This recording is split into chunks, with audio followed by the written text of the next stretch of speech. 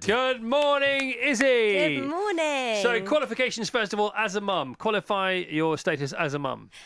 As a mum, so I have a daughter who is 4 called Lola, and Kit is 2. Okay. But I was just saying, I feel like I've got 100 children, even though it's just 2.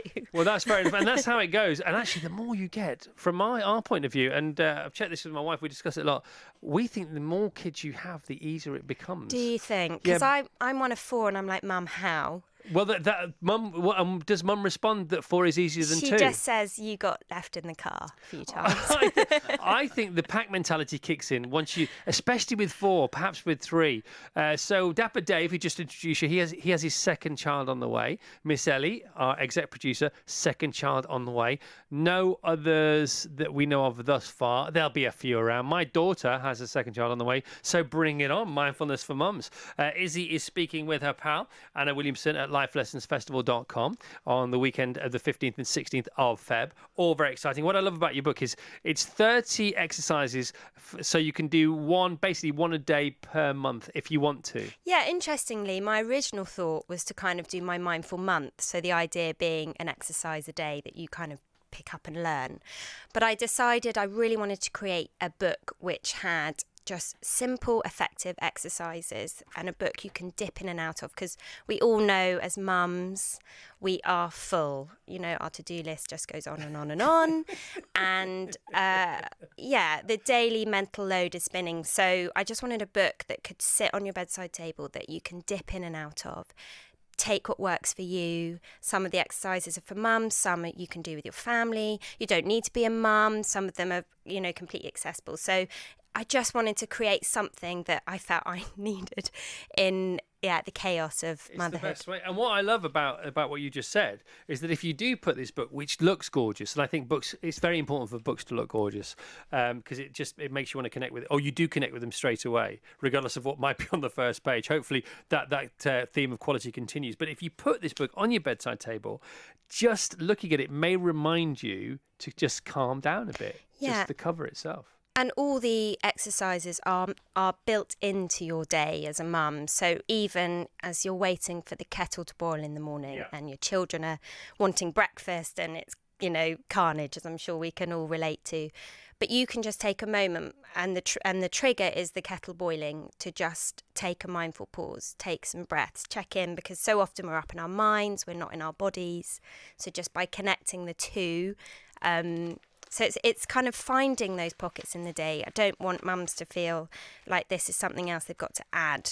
And if they don't do it, they're failing, because I agree. we feel that enough. I love it. So how to feel more grounded when your head is in the clouds, which is what you're talking about now. So you describe the scenario. Now, people may think that's patronising. We know the scenario. Yeah, but we all need to be reminded of the scenario. Or, oh, no, I feel like that sometimes. But then that's one thing. But then you say, right, now here's the exercise for that. Yeah. So how to feel more grounded when your head is in the clouds. You can practice this exercise standing, sitting, or lying down. And as always, it is important that you feel comfortable. Now, if you employ the Japanese arch theme, and the Japanese arch theme is, if you look at those gorgeous Oriental gardens, they have these sort of symbolic wooden arches that aren't an arch over anything apart from space itself.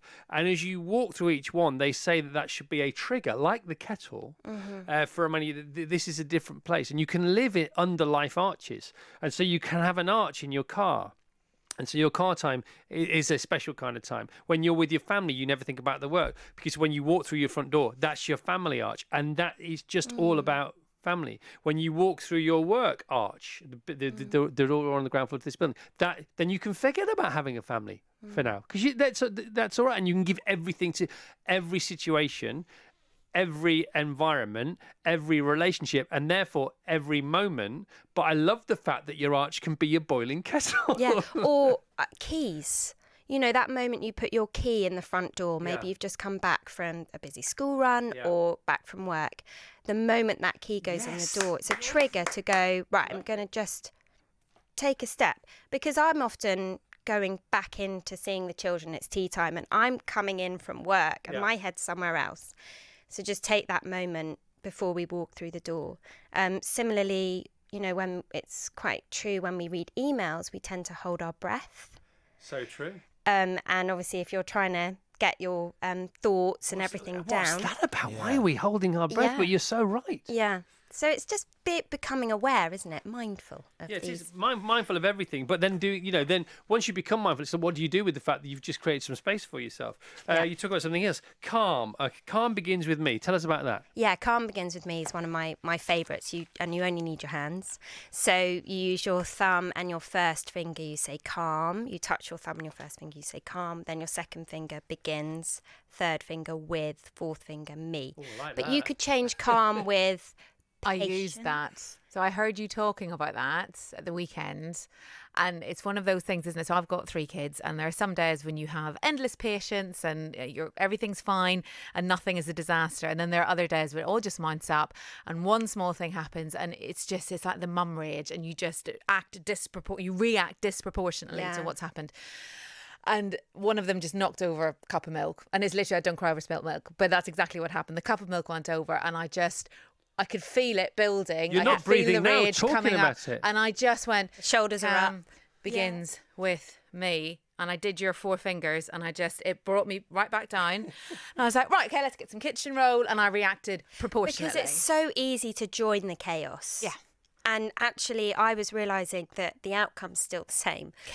But I go to bed at night thinking, I should have dealt with that differently. All the shoulds come along, and by having that trigger, and I mean that could be for kids as they're getting older, perhaps they've got exams. It's something that once you've taught it to your family and your children, it's a skill that you can just keep with you. And Rachel's already employed one of her techniques, and it really works, doesn't it, Rachel? Absolutely. It's you take your thumb and your touch to your first finger, you say calm, touch to your second, begins, touch to your third, with, touch to your fourth, me. Because as Izzy said, you can't change the situation, but you can change how you react to it. Yeah, exactly. So conditions and situations can change, do change, sometimes never change, but it's the decisions you make within that situation, which you can always decide.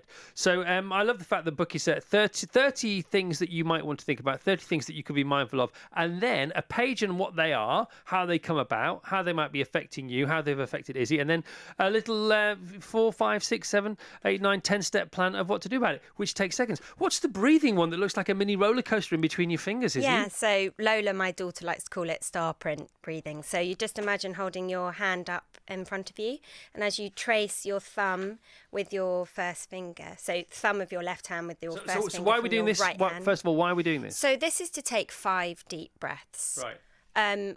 I've used it, when I've felt a bit nervous, say on a train that stopped, can make me feel a bit anxious, and you can take those breaths. Not at a station. No, if you're stuck, if you're stuck in the train. What's going on? Yeah, what's going on? Yeah, or, right. for example, if the children are having a tantrum, meltdown, we will stop and do this breathing together. So you trace. So with your left hand, you hold it up in front of you like a print. And with the first finger of your right hand, you breathe as you trace your thumb up. And breathe out as you come down the other side. And then up your first finger.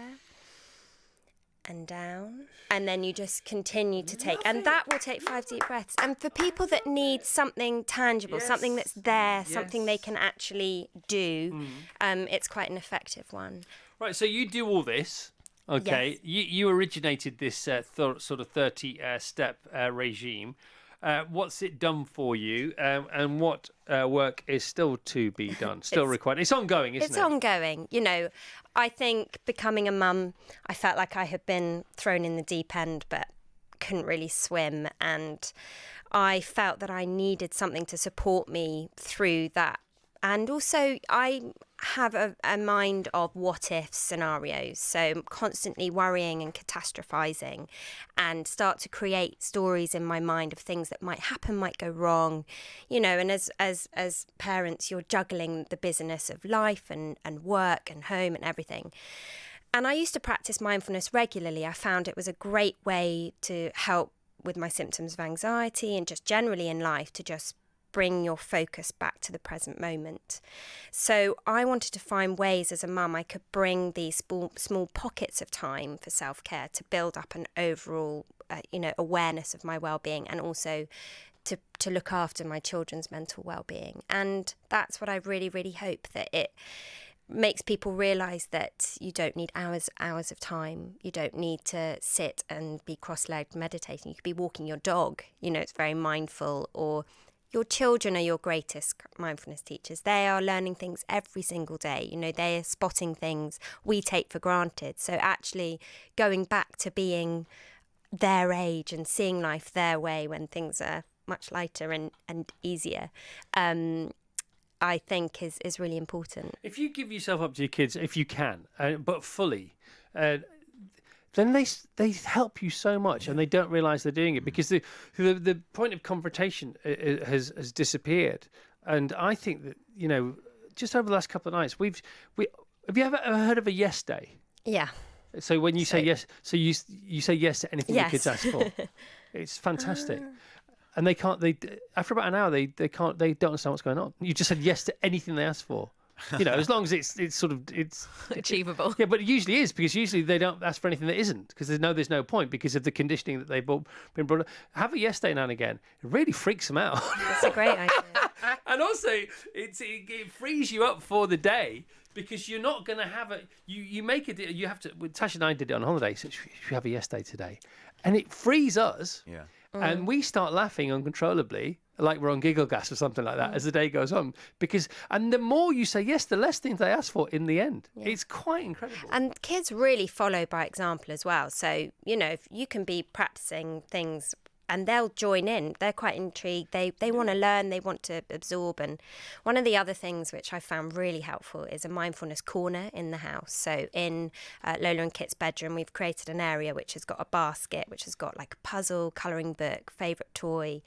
And it gives me another option when, temperatures are rising in the house and people are feeling a bit frazzled. Maybe it's tea time and they don't want to share and it's all just getting out of hand.